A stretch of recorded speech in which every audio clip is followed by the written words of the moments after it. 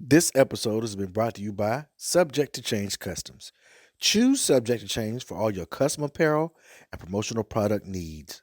Follow them on all social media at S2C LLC and get your 4 times dope merch on their website.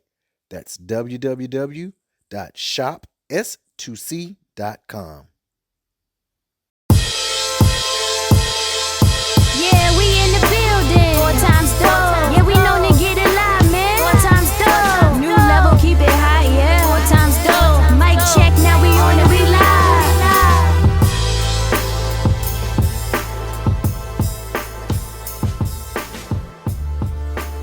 Toronto that moved to Alabama. And then had the nerve to live there for 14 years. Whoa. In Huntsville? Oh, wow. So what was the biggest culture shock from coming from Toronto to Alabama? The fact that there weren't any other, well, there were some, but there weren't like a lot of Caribbean people. Because being Caribbean, growing up in a very dense Caribbean community, it was very, very apparent that I was away from home. But I mean, I loved Alabama, though. I'm not gonna say lies. I loved it. Okay. What had that Alabama white sauce when they put on their chicken? That's on last night. White sauce. What was it called? White. It's something Alabama white something. Yes, Alabama white sauce. Oh, that's what I thought What, it was. what is that? What is Alabama? I'm not familiar. It's that sauce you get at the Chinese spot. Yum yum. You talking about yum yum sauce? No, it's not yum. No, it's Alabama white sauce. Alabama white sauce. Well, you said white sauce is Chinese, but that's the only thing. That's I called Alabama white soy sauce. I mean, not soy. You talking about the white yum yum. sauce. Sorry, yum yum is pink. Yum yum is pink. I don't even know what the white sauce. I don't even know if I want to eat that. No, it tastes good though. It's like a gravy almost in a sense. It tastes like a gravy almost or something on it. That Alabama white. Yeah, it's actually not bad. Now, what part of Alabama? I don't know. I've never heard of that. Yeah, some places sell it. I don't know how popular it is or something. Where you go somewhere else, they name it after a different state or something. So I don't know how legit it is, but I've seen it a couple times. Yeah, Arizona white sauce. No, Arizona white sauce. I don't know, freaking Seattle pink or something. I don't know. And that's the whitest of the white places that have that particular type of sauce too. Well, Alabama. The whitest is the Mississippi white. Wow. I bet you that. Hey, look, you know what? I bet you that. See, the blackest. You talking about not the whitest? No, the whitest, the poorest of the poor, the whitest of the white. trailers of the trailers out there. The trailers of the trailer is Mississippi. Well, that's the poorest state in the United States. So yeah. All right, Jermaine. All right, y'all. Here we go. We're back with another awesome episode of 4 times dope podcast. It seems like the more episodes we knock out, the better the conversations, the quality of the conversation gets. I don't know, maybe it's just me, but that's just the way I feel. You agree with that? I think so too.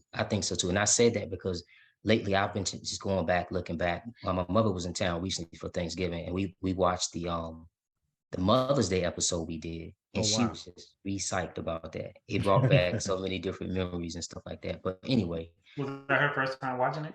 That was her first time watching.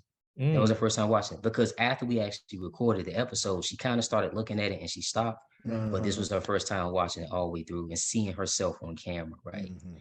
And she was like, "Yeah, I see why now. When you're on camera, you don't want any noise, you don't all this other kind of stuff."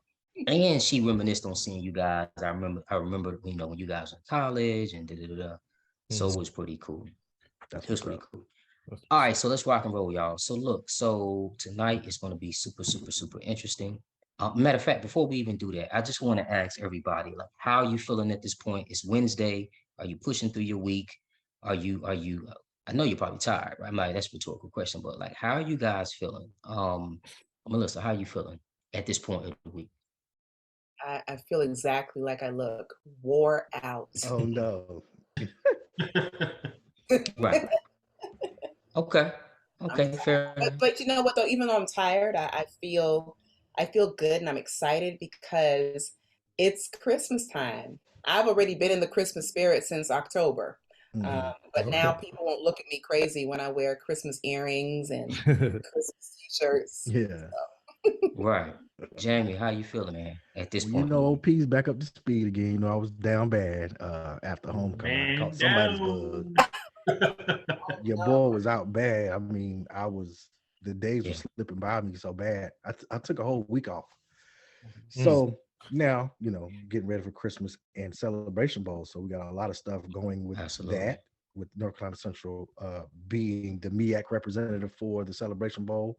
Right. We got a lot of stuff coming out of the central orders and stuff. So we're getting ready for that. And got a pop-up Absolutely. shop coming next week. And this week we have a Delta event that we're vending at. So the Patterson household is super busy, but we're back up to speed. And Where's it's the Christmas Delta time. event? Where's the Delta event?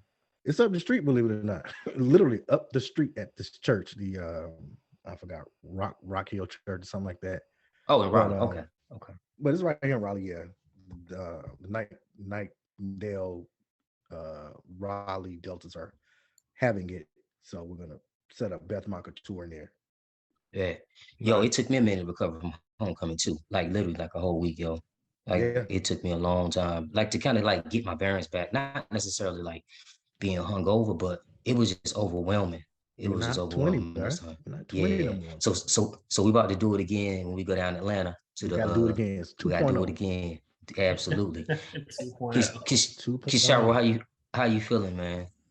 I'm good, bro. I can't complain. I'm tired, but it's a good tired. If that makes sense. A productive tired. Yeah. Right?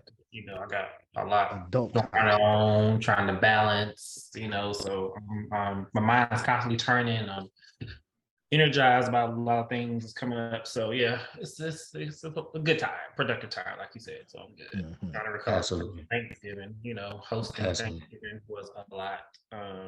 It was a good Thanksgiving, but hosting is a lot. I would definitely say that, especially when you have both sides of your family, trying to come. So it was a lot, but it was good.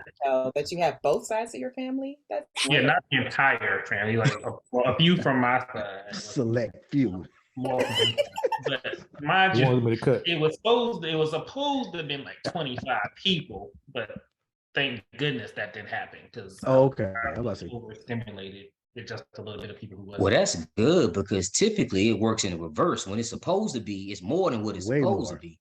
Yeah, it worked itself out. Just show up. It wasn't a bad time. It was just travel.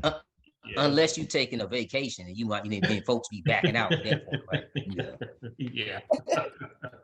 How you feel, man? Huh? How you feeling? Yeah. I'm exhausted as well. Like I said, I was down in Louisiana for like about a week and a half. Oh, that's right. My dog was down there. Yeah, I was in Baton Rouge and New Orleans. That's our spot, dog. Yeah. I know, man. I just like it took me a minute just to like get in whack there. Because by the time it's only an hour difference, but it was just like I think we left so early. We got so early going down there. Like our flight was like 6 a.m, so we actually got into Baton Rouge like 11. But it was just I don't know. I think like it threw me off, and then like took a couple of days to kind of get into it because I was waking up like 4 o'clock like every morning when I was there. I'm like, dang. Couldn't go back to sleep. Then during the day I'd be tired.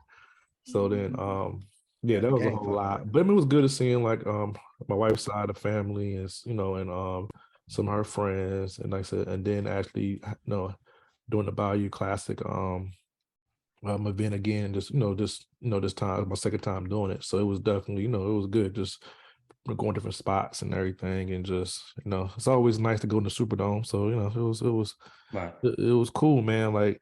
Even their concessions better than we got up here. I'm like, yo, they got jambalaya, they got shrimp and fries, all kind of stuff, and the things is like it's reasonable. Damn stadium. Yeah, I'm in the stadium. That's what I'm saying. Like it's crazy.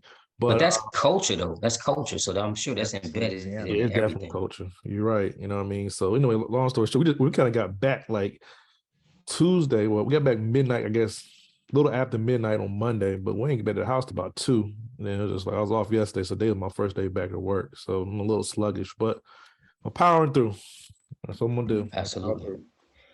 Absolutely. Well, I'm glad everybody. And listen, I feel the same way y'all feel. It's Wednesday. I tell you what, I'm excited about the semester coming to an end. Yeah, Melissa, I know you. feel the same way too. It's been a rapid semester, man, but it's been a lot of work. I guess for me, Melissa, you may feel the same way. All the other things outside of work that I have piled on, getting ready for this TED talk and doing all these other things, man, it's like really weighing heavy. So when we talk, fellas, like I wear this mask, like, oh, yeah, everything's good, I'm cool, but your boy be struggling Struggle getting through the bus. week.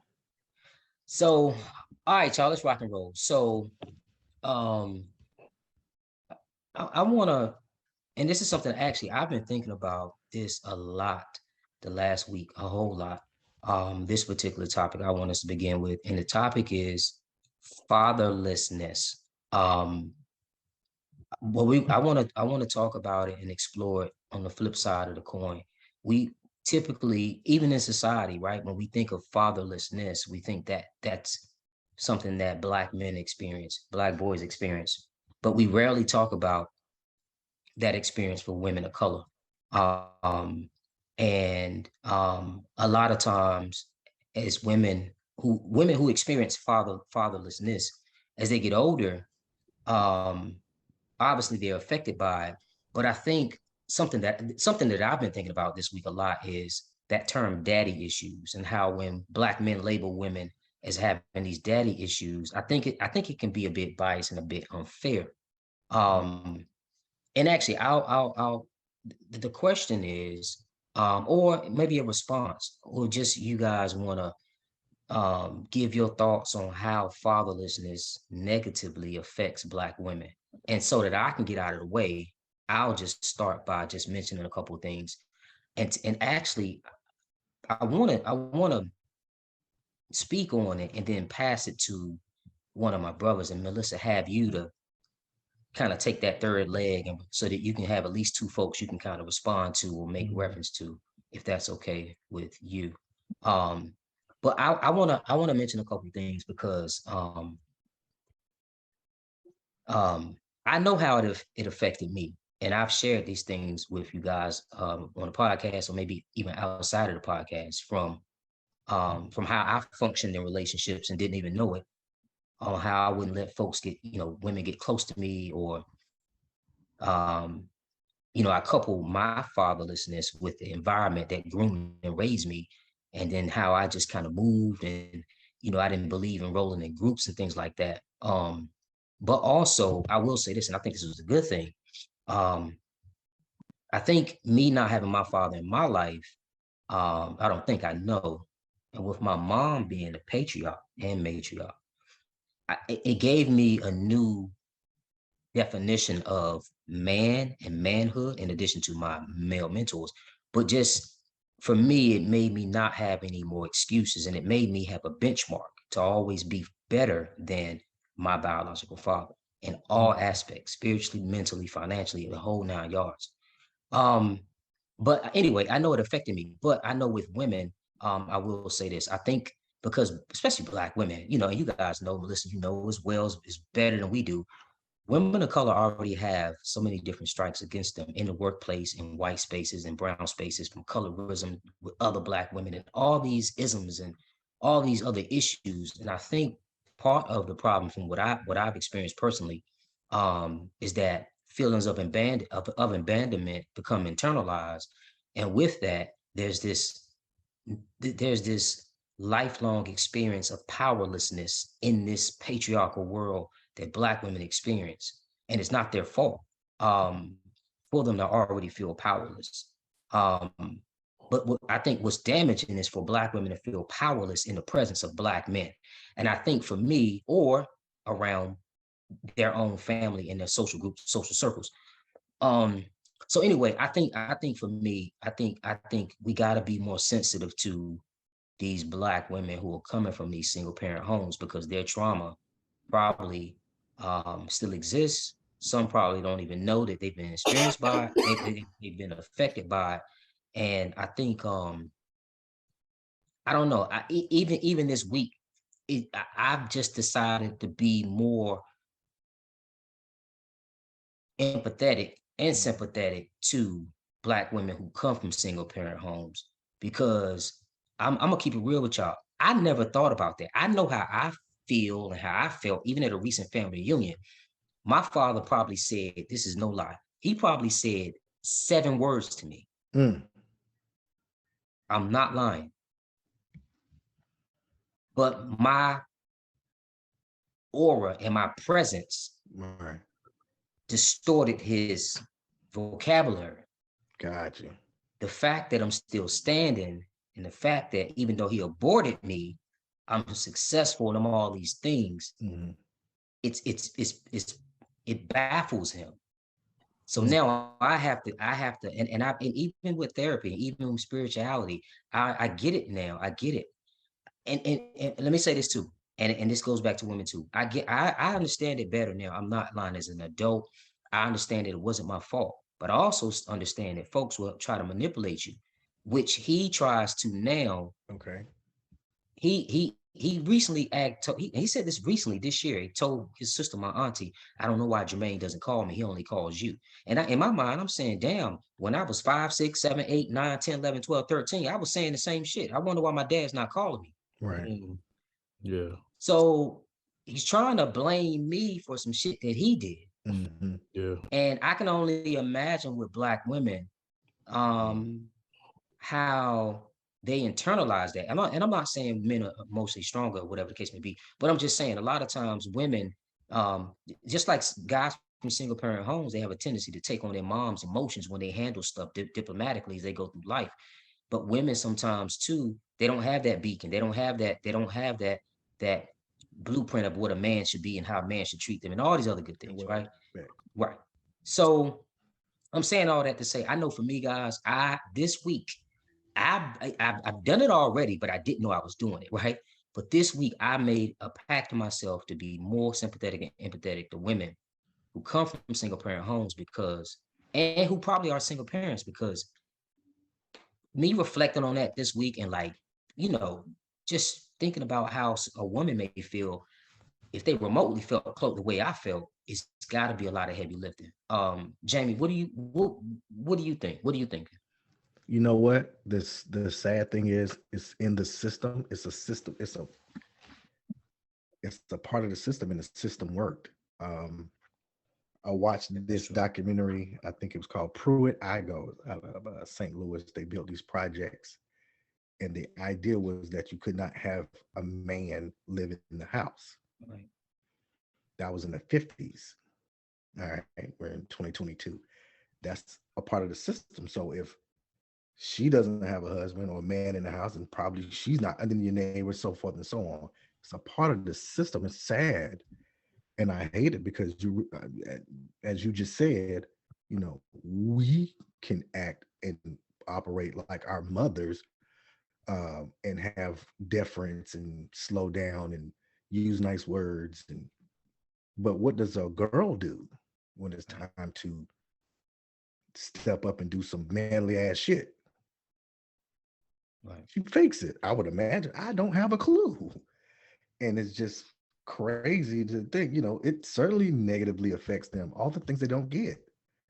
How to receive love, how to receive, a strong arm or hand, need a man around, just like you need a woman around. These two go together. And it's sad to think, my sister grew up in that. Then we got a stepfather. What I learned from him is what not to do. Don't do drugs. Speak to your family. Don't go inside yourself. But he had his own shit.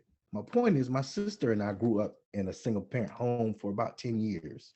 So for her, 12 years. And it affected her negatively because she started dating older men. That may be her thing, but I'm going to have to point to that. We didn't have a father in the house until much later. Those first 12 years matter. That's the most important time. So it certainly negatively affects, Black women and girls. But it's a part of the American system. It's built in. It's sad. Right. I'll say that, yeah. Right. Melissa, you want to? It's not lost on me that that we're having this conversation. I feel like as you talked and shared, Jermaine, and you as well, Jamie, I felt like I was a fly on the wall, you know, um, hearing your stories and hearing the very raw emotions. And whether we're talking about sons or daughters, these stories are so important because if we don't tell these stories, and there's no chance of healing from the pain of fatherlessness. And we have to have real and honest and raw conversations about the deep and the lasting impact of fatherlessness. So I appreciate the vulnerability, the transparency. This is why I love Black men. Black men are Black men are beautiful in every way. Even even when the imperfections are present, Black men are still incredible. So shout out to all you all. So I guess my initial comments, I'm trying to figure out how to approach this, right? Because I can approach it as Dr. Buckley, the researcher who has researched this phenomenon. I can approach it as Dr. Buckley, the professor, who talks about, Jamie, you mentioned that documentary that you saw. You're describing the social welfare system. Yes, And how, in its early stages, it really was designed in that exact way. Like, this is not folklore. This is real talk. Couples had to lie, when the social worker, and I am a social worker, when the social worker was coming in the front door, the man had to dip out, through the back or hide under the bed. And really, hiding under the bed wasn't safe because the social workers at the time, they would search the house to make sure that there was no man there. And that wreaked havoc on the state of the family, but in particular, the Black family. I could also approach this conversation as who I like to be most often, and that's just Melissa. My own personal experience with fatherlessness. When I think about and when I talk about my experience, the emotions are still very much present for me. And I'm glad that we're going to talk about that term, daddy issues, because I think that my mission in life is to dispel this myth around daddy issues and to encourage our community to stop using that term as a weapon. Black women have already been beat down. Okay. We don't need to be beat down additionally because of a condition that we didn't create for ourselves. We did not create fatherlessness. And so if we are children who have been subjected to fatherlessness, we should not be beat down for that. We should not be criticized. We do need empathy, compassion, love, protection. We need all of that as a part of our healing journey. I also want to say, Jamie, you talked about your sister in those early years, both you and her, 10 to 12. And in research, in my research, I refer to that as the formative years. Because the formative years are indeed where we are forming the people that we are right now, all five of us here. We were formed during those early stages of our lives, where we lived, who we lived with, the schools that we went to, the neighborhoods, all of that formed the individuals that we are looking at right now. And so when those formative years are compromised, then, we know that it can be drama, it can be trauma. All right. Yeah, that's interesting. Kashara, what are you thinking?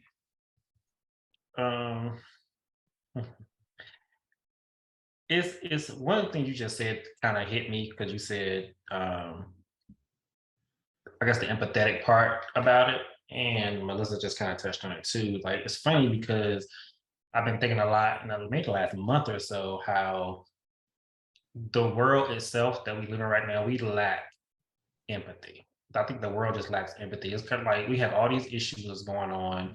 We can disagree about all these different things, whether it's politics, religion, or whatever, and we might not agree. But the one thing that I feel like we can connect on as humans is empathy. And I think that's something we really just don't have right now. Going back to having empathy for people, especially women, I can speak for myself, who grew up without dads. You know what I mean? Like we are quick to say, "Oh, chick, you got daddy issues," or you can tell this chick got daddy issues based on how she act or what she's saying. And I've been guilty of saying it myself.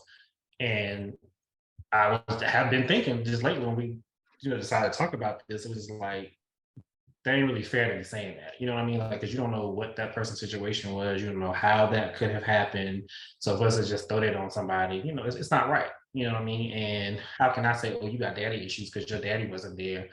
Mine wasn't there either. So I got some issues too, because my dad wasn't there. So how can I just think like, oh, you got daddy issues? You know what I'm saying? 'Cause I got them too. So I've been thinking about that a lot, just having empathy for people in those situations. And I feel like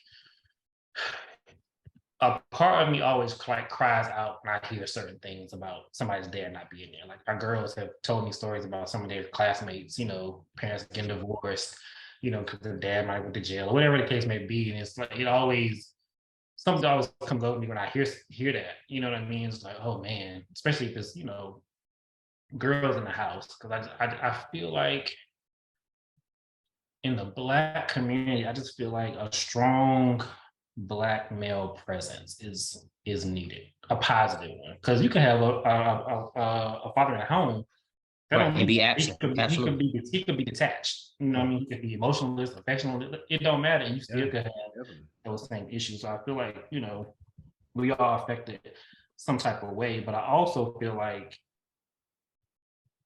coming up in a fatherless home, it has a negative connotation. It don't have to be a negative connotation because someone can have two parents in the home, and what the father dies early. Right. I mean, the mom never remarries or never, gets another relationship. That person, that child, has a fatherless home because there's no man in the house. So I don't think that it always has to be a negative connotation behind it. And I just think we need to be a little bit more cognizant of people's situation. Going back to what I said initially, I think we need to have empathy when it comes to using that term daddy issues or somebody grew up without a father, because you just never know what the person's Marco, do you mind if I jump in right there? Go ahead. Because you raise a very important point. In this conversation, it's important that we ground the conversation. You know what I mean? Like we have to define terms. And in my research, I hate to sound like such a nerd, but in my research, my definition of fatherlessness is an individual whose father was physically and fiscally absent, and there was no surrogate. Because what we know for a fact in the Black community, in the Black family, we know for a fact that there are surrogates, because Black men will step up and Black men will father other children. Absolutely.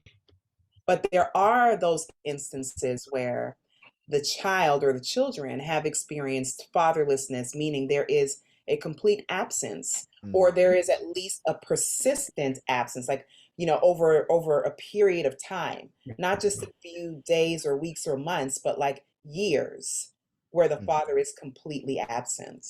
And I think at that point, it gets super dangerous. And I think this speaks to men and women, because at that point, I think when it's like that profound absence, streets, gangs, sexual promiscuity, tongue tied when I say that. You got it. Like those things become the surrogate parents, right? Surrogate parents to folks who are always searching for some sort of like emotional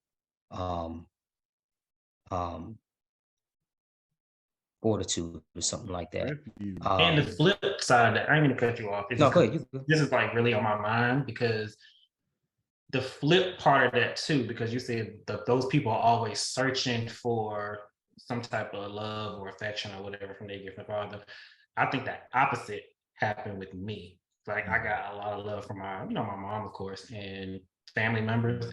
But I think by not having my dad there, I think I yearn to always attach myself to people in a way like I'm trying to nurture them and take care of them and make sure they're good and make sure people going in the right direction, like almost to a fault sometimes, because I didn't have that. So it's like when I see certain things, I want to make sure I'm putting myself in that position to make sure this person is steered, in the right way, whether it be a child, an adult. You know what I mean? I feel like the opposite kind of happened for me. I have a homeboy. His dad left his mom. He has 4 other siblings. There's five of them, and he's never had his own place before. He's gone from woman to woman to woman to woman, multiple marriages. Wow.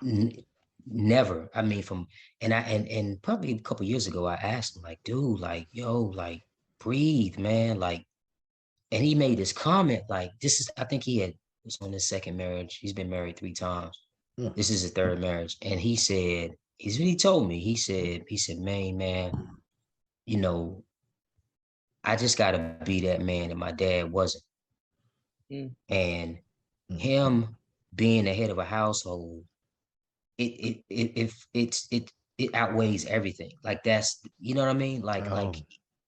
And I listen, when he said that, I just couldn't wrap my mind around the concept. Like, you don't even know yourself. But that's what that trauma did and does to you. It recreates this identity. It puts you on this path, this track to always race to be something or be better. And that's what I was on that track, and I'm still kind of on that track, but my pace is slowed down. I figured out that I don't have to run that fast to be someone who abandoned me, to be better than someone who abandoned me. How about that? So yeah. What's your thoughts? No, sorry, go ahead. Yeah. I mean, I think everybody definitely dropped some gems and made some great points. In terms of, I don't think I really didn't look into somebody having a father or not in a household until I become an adult, and then just form other relationships, with women as I was, of course, getting older, dating and stuff like that. So both my parents was there. Everything wasn't perfect. It was some good times and some bad, whatever and stuff. I think somebody touched on it. I think Kashar touched on it, but because you have both parents in the household doesn't necessarily mean that everything is great. So you definitely want to have like that positive, both function, mother and father, in that situation where you can gain some knowledge and also gain different traits. Because I think both parents, they're going to give you something different. Yeah. A different skill, different way of thinking, even within that household. It don't necessarily means a bad thing if you don't have one. But like I say, it is a negative connotation. And as y'all talk, thinking about most of the women that I've dated, and most of them came from single households. The father really wasn't there, really was absent. And I feel like they're maybe how they deal with certain things, some negative, some positive, based off that situation. And I know some people in my past that I have dated, like there was some abuse, and I can, tell the effects of how they deal with certain things and how they respond to certain things because of the abuse. And it's so like, being in a relationship with somebody, saying, or you learning that kind of stuff, it's like, wow, because especially if you don't see that in your own personal home, whatever, and then you hear somebody and then you see why people react a certain way or get upset so easily, or those things, or certain names come up, whatever stuff. I've had people who didn't deal with it, but maybe father wasn't there, and you ask a general question, and if it's something related to somebody being a father figure or something, the person get very defensive.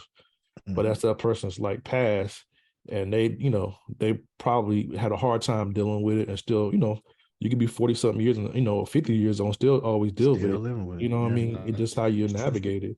But even currently now, my wife, she grew up with her father and stuff. And I'm thankful the fact that I don't know how much internally what she deals with, but at least what she shared with me and how she deal with things. She always approached it with me not in a negative way, but in a way where it was more us having a conversation. And I personally think that it probably forced her to kind of be a very independent, very strong woman because the fact that it was just her and her mother. She had to work at a very early age, go to school, you know what I'm saying? And pretty much, so that's what she is now, a very hard worker. She cares about her career. She cares about learning. She cares about growing. And I commend that. And I think some of that probably because her father wasn't there. But then I know stories where one time she went to a training and it's kind of like it went to a training in Atlanta, matter of fact, and they did some kind of activity with other educators and stuff like that. And I guess the person facilitating that particular activity, they did some kind of thing where you had certain experiences in life where have you ever been on vacation overseas? Have you, ever been to I'm trying to think. It was random different questions, but it was like different things. And like in every particular scenario, the person take a step forward. And about time they finished the questions, my wife and some other lady, they was like in the back because there was certain privileges that she just didn't have. And I think basic privileges that things, like going on vacations, you know what I'm saying? Just maybe just have the money to do certain things or whatever. And I guess it was like a mirror being held up to her, seeing like sometimes you don't even realize what you don't have until you talk to other people who have. Somebody tell you, You know what I mean? And you looking like, dang, they got a second house this way, and they got a trust fund here, and you like, they don't have none of this stuff. And system that moment when she realized, and I think a lot of it goes back to like, but I had a mom who had to work a couple of jobs trying to make sure I was good, and now you got these other people who may have like two parents in the household, maybe have money, sit down from grandparents. You have these different, things that everybody doesn't have. When you amongst your peers, you realize where you at. So, but I appreciate how strong she is because of that. And I try to make sure, what I'm saying, I'd be supportive of that. So I do see the positive in some cases because you have no choice. You have to make lemonade out of lemons. Well, let me say this though: this strong Black woman syndrome, it is to our detriment, and unfortunately, we are on one side we are heralded for being strong Black women, and then on the very other side we are harshly critiqued. That's true too. For being these so-called strong Black women. That's true. It's literally like a damned if you do, damned if you don't situation. Right. So if we're going to focus just on this fatherless woman dynamic, yes, it is true that for many women who grew up fatherless, you will see that they are striving. They are overachievers. They do work extremely hard. We are tired because of all of that, right? Yeah. And then now you enter in some of the other dynamics like dating. We want to date just like anybody else. We want to get married. We want to have kids. We want to do all of those things. I could tell you some stories. I mean, I'm a divorcee. And so, I think marriage is a beautiful thing, and hopefully one day I will do it again, with the right person. And that's not a knock on the person that I married. We just should not have been married. And my fatherlessness, definitely, like when I look back in retrospect, my fatherlessness affected my decision in choosing him, even though he was a decent human being. But we were not suitable for each other.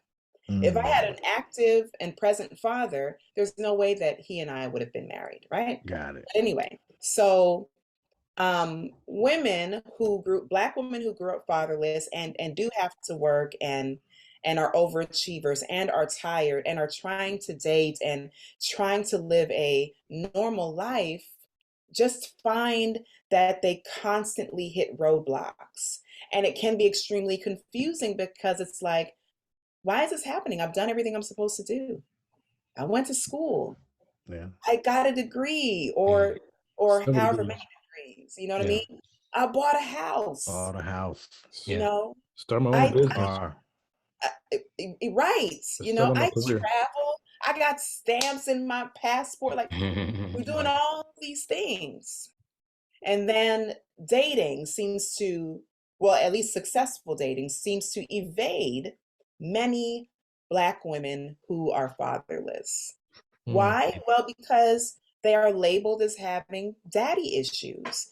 Maybe she does have some challenges as a result of her fatherlessness, but she can be supported in her healing journey. She should not be pathologized because of her social condition. Yeah. Let me ask you a You question. made a good. We took a shot. Go ahead. Go ahead. No, I was saying you just made a good point because also with that being said, because a lot of times they do determine, like you said, women being the strong, which can be negative. I was still thankful in my situation where I'm like, she still recognized and let me still be the man and still let me take care of her and those things too when it's time, to step up and, or do her part. I think we have a great balance and I'm very grateful for that. Mhm. I know everybody don't have that, but I'm definitely grateful for that, our situation, so. What you Good, about to Sharo. say? Yeah, I was gonna ask Melissa. I don't know if it's too personal or not. I guess I'm trying to. So, because you talked about, you wouldn't have been with that person. How at what point did you realize like this is not the person for me, and I recognize it's attached to me having a fatherless, my father not being there. Like, how long did it take you to realize that, or to Uh, connect the dots? yeah, truthfully, very, very early. Mm. Very, very early. In the marriage or the relationship? I would before we got married. Okay. But he was a good person, and so was I. And I trusted that we would have been able to work it out. Got We've it. been The able to figure workout it out part. because our breakup wasn't due to abuse or infidelity. I left the marriage because I had to be honest that Mhm. this ain't it. This ain't it. And so I walked away. Right. And have you found in your research, and I guess based on maybe people a lot of Black women they see it, but they stay anyway because they're trying to make sure like I don't end up like how my mom was, or I don't have that label on me. The fear of that label for many Mhm. is what causes them to stay. And then also, because there is so much uncertainty around their own attachment style. So there's this theory that's called attachment theory, which is one of the most culturally sensitive, I guess you could say culturally sensitive or culturally aware theories, because it's not framed in whiteness. It's not like we as Black people can look at this framework and say, oh, okay, I see myself in that, right? And so with respect to fatherless women, fatherless Black women, in their struggle is the struggle around their attachment style. There are 4 primary attachment styles. And so wherever she or you, he, wherever we fall on that spectrum, the attachment style is complicated by the fatherlessness. Interesting. The ideal attachment style is secure. And as the word suggests, secure is good, right? It's balanced, it's safe, it's healthy, blah, blah, blah. At the very opposite end of that spectrum is disorganized or anxious. And when you hear those words, there's nothing, liberating in those words with respect to attachment. So if somebody has an anxious or a disorganized or an avoidance attachment style, and they are living with the realities of fatherlessness, they oftentimes struggle around having successful relationships. Yeah, that makes sense. Well, since we, talking about fatherlessness, this also might kind of go hand in hand in regards of having the male perspective of having a bruised egos. And I mean, maybe some relationships doesn't work out because, this ego comes in. And I think one of the biggest things men have is egos. I mean, it's part of being a man, which I don't necessarily think is a bad thing to have an ego, because you got to have some kind of barrier and you got to have some kind of like something to stand on. But at the same time, I have an ego too, so there's yeah, that's clear. It goes both ways. Yeah, Right.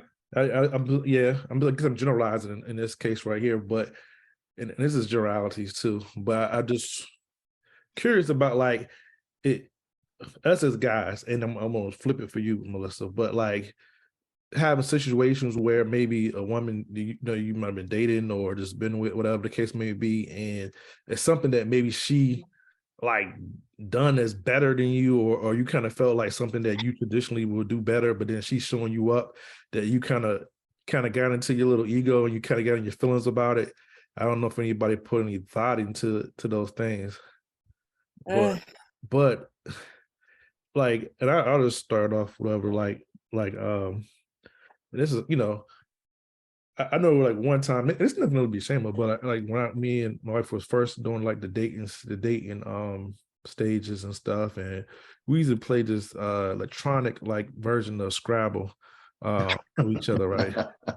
And I don't even know why I got mad about it, but it's like, I mean, like, yeah, she's an educator anyway. Okay, was that Facebook game that everybody was playing like 10 years ago? What's it called?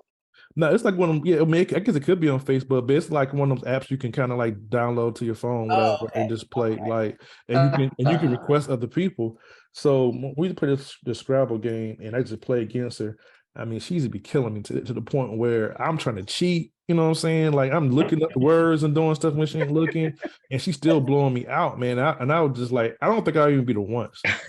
And I was like, kind of like after a while, after getting beat for the 100th time, I was just like, yo, I'm like, dang, she ain't gonna show me no mercy or nothing. Like, and but it's like I don't want her to let me win. But in the day, I'm like, I can't even get one off. Like, I mean, it's like Wilt Chamberlain playing basketball against a first grader or something. Like, it was ridiculous. You know what I mean? So it was just like, I mean, it was kind of bad. So I know at one point I kind of said something out of my mind because I was in my feelings. And I was like, you just trying to show off? And you know what I'm saying? Like I kind of like almost started an argument at some point. I don't know what Leslie led to it.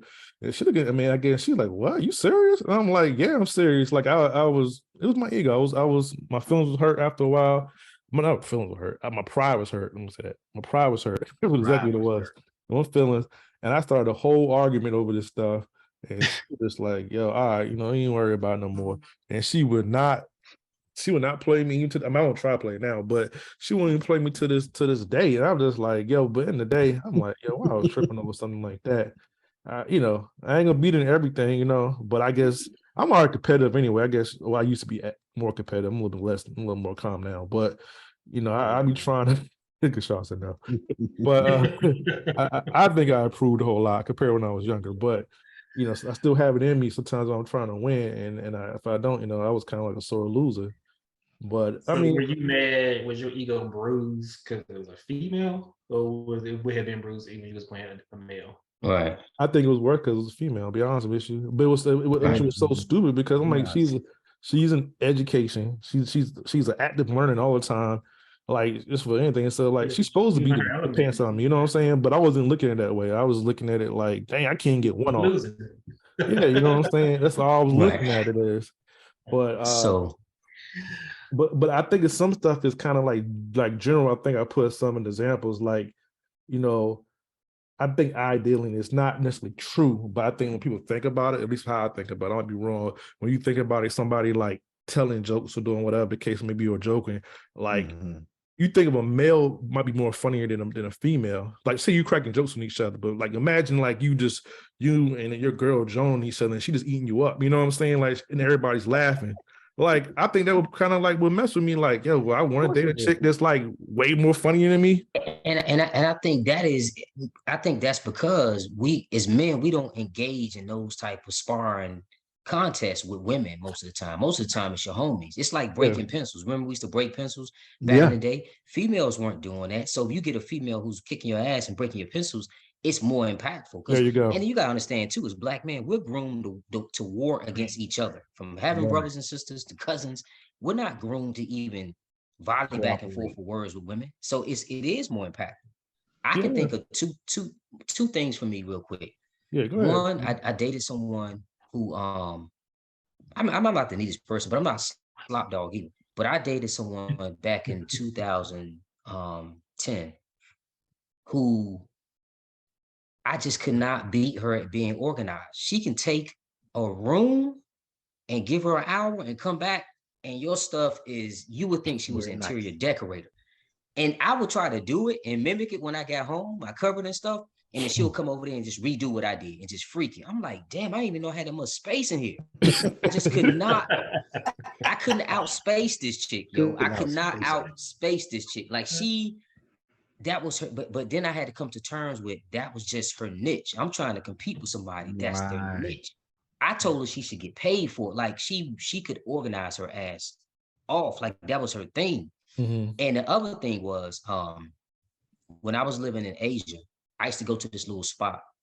I'd work out and go to this spot and shoot pool.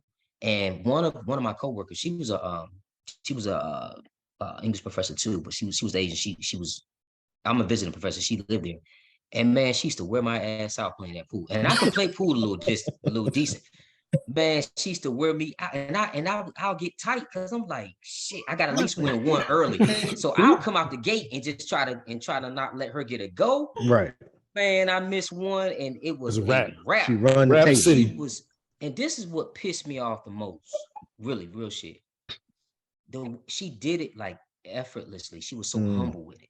You know what I'm saying? No big deal. Nice try, Jermaine. You get it next time, guy. So it happens. It definitely happens. Yeah, that just be crazy. You be all in your feelings. So Melissa, I want to ask you because I want to kick it to your lesson.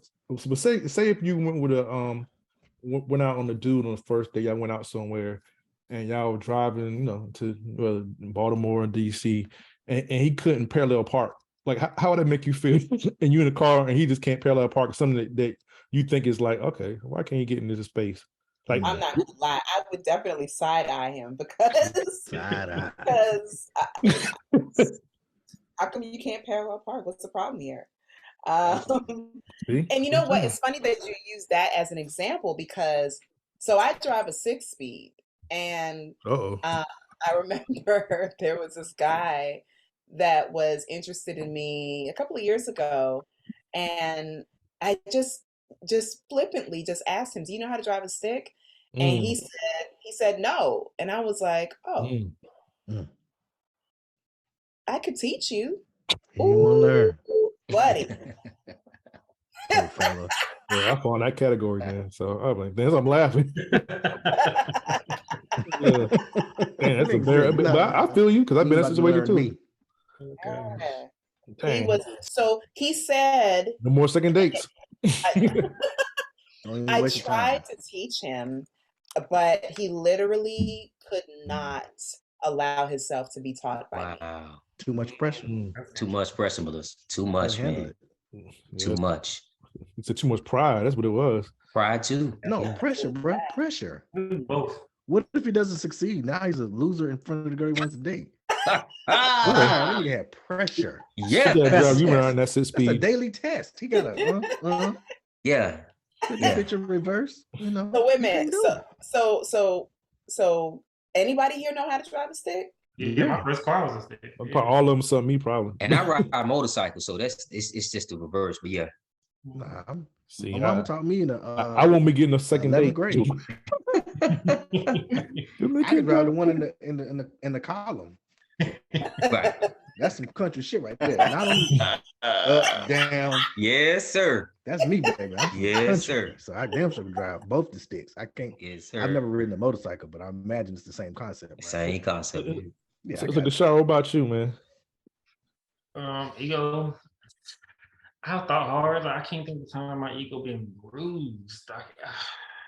Fuck out of here. I cannot think of a time. One, because I ain't competitive, so that wouldn't affect me. I could care less. If I lost, or I was lost. You know, I lost. Don't get me wrong, I like to win, but it wouldn't affect me that way. That my ego would be bruised. What if something that they feel like a woman feel like you should be able to do because you're a man? Because I know you've been through that before one time. So it might be a little different.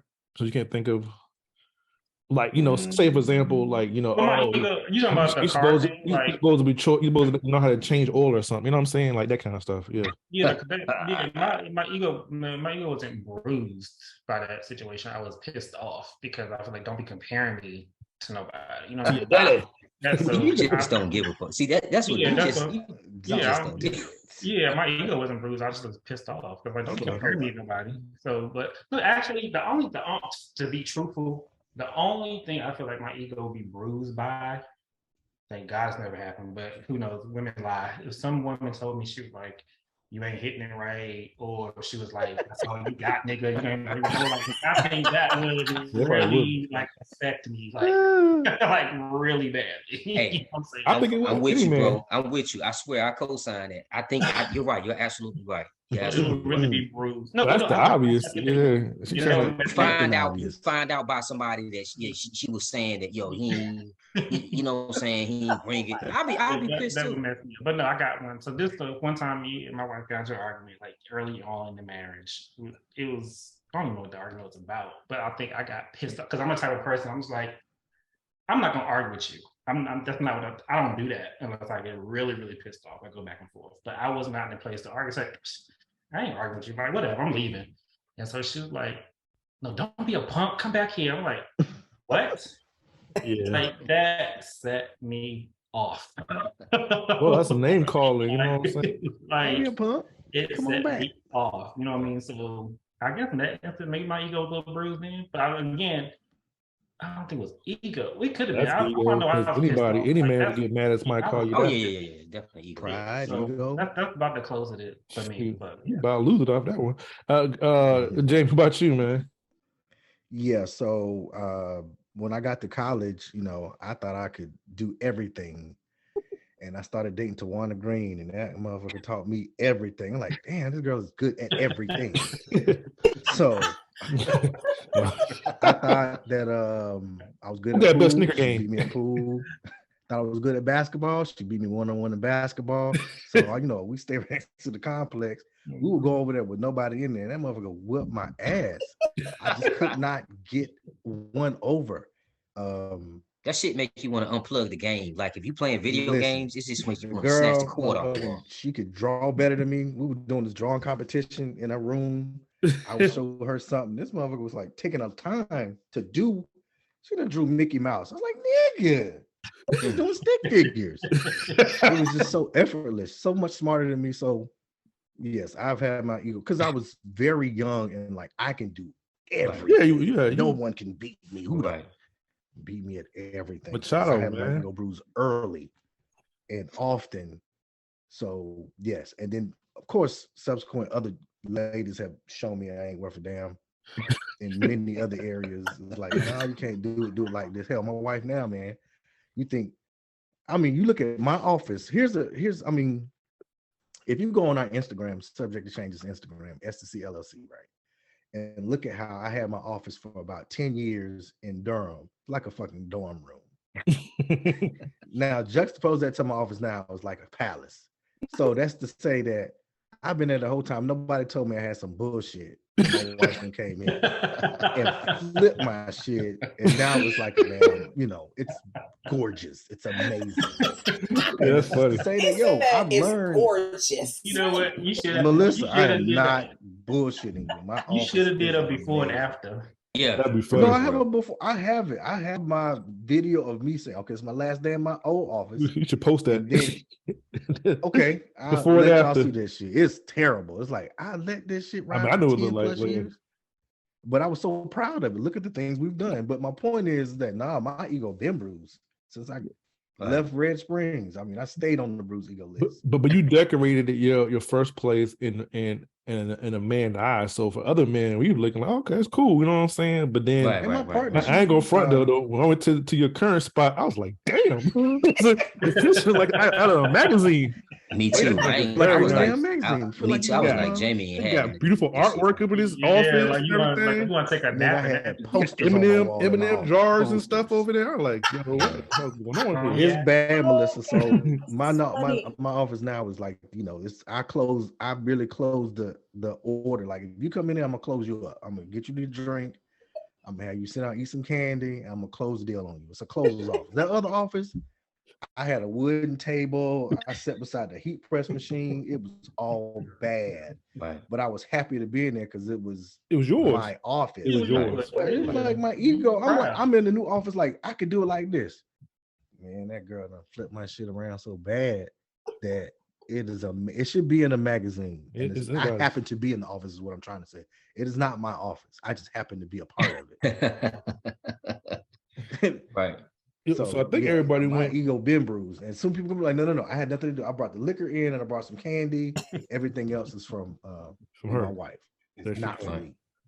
She's the other half, babe. That's all it is, man. Man, the other half does exist. So my ego, I let that shit go a long time ago. I let it go. I don't know everything, and that should be okay. Right. Yep. Definitely. So Melissa, I give you the scenario, but I don't know. Is it something that you want to share before you move on? Before that, about how you think that outside of the guy who couldn't drive the stick. Yeah. Unfortunately, I have many examples. Of not many. Niggas ain't nothing. Of how how women have to do gymnastics around the Black male ego. Now I am not suggesting that anybody should have to dumb themselves down, but I can admit that I have had to scale it back a little bit, meaning just not be as Melissa. Yeah, I don't know how else to say it. I remember the answer. Yeah, that's literally the answer. This other guy that was interested in me, and it was very short-lived because he said, you know what? Black women like you are the reason why the Black family is in trouble today. Damn. What? Damn. He said that. He was like, yeah, you have your doctorate, you own your own house. You're a career woman. Like he went down the list of all of these things, and I'm like, who you supposed to be, housemaker? Like, what's wrong with those things?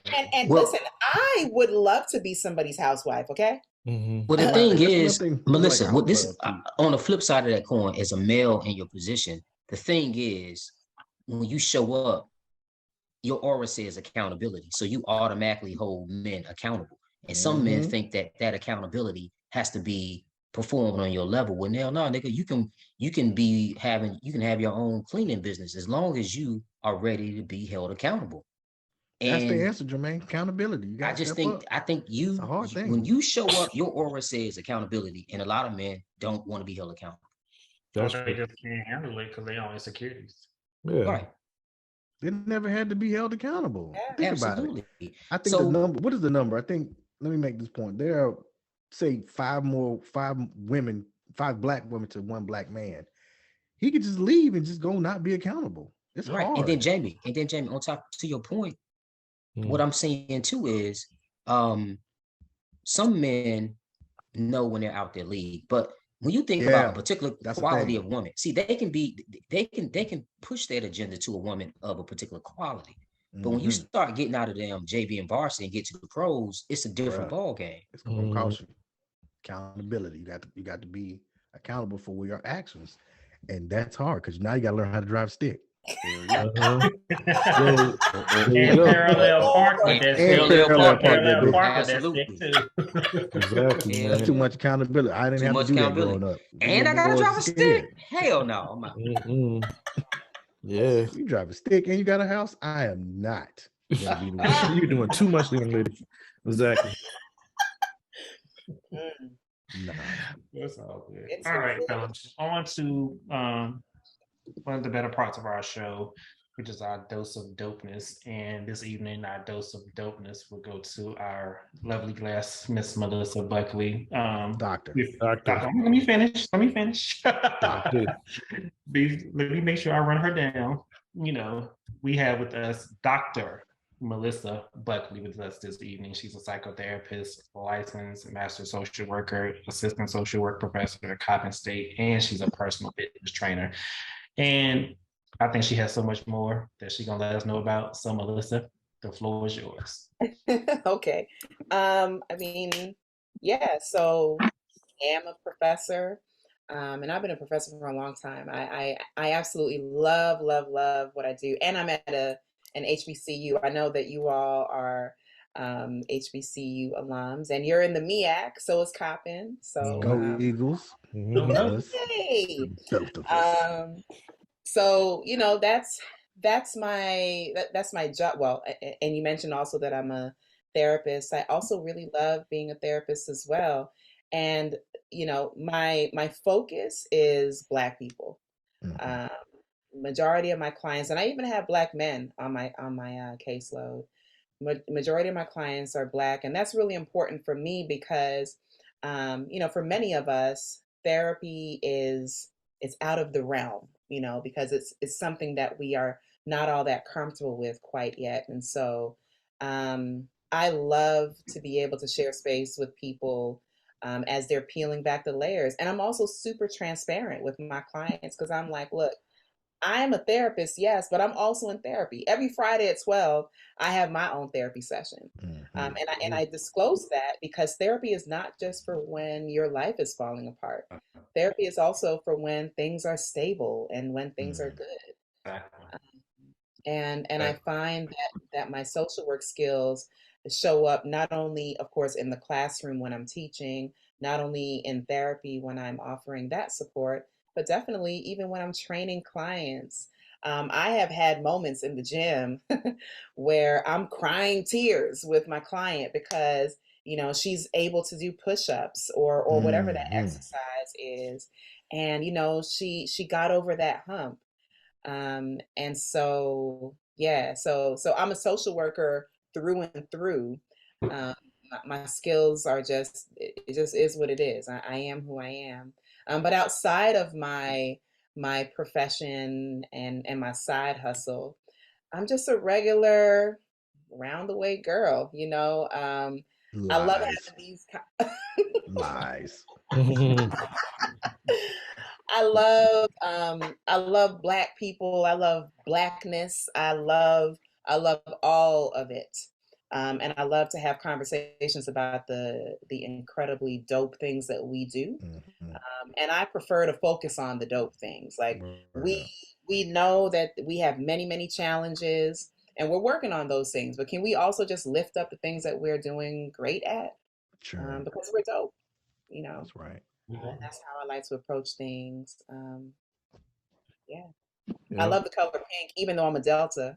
There you go. You're not in the gang, so you can love Flavor. all the colors you want to. You can wear all the pink you want to. Melissa, do you want to share any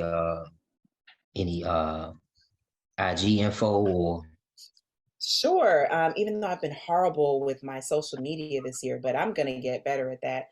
So I can be found on Instagram at the fit doc, the number 4 U. That's my fitness account.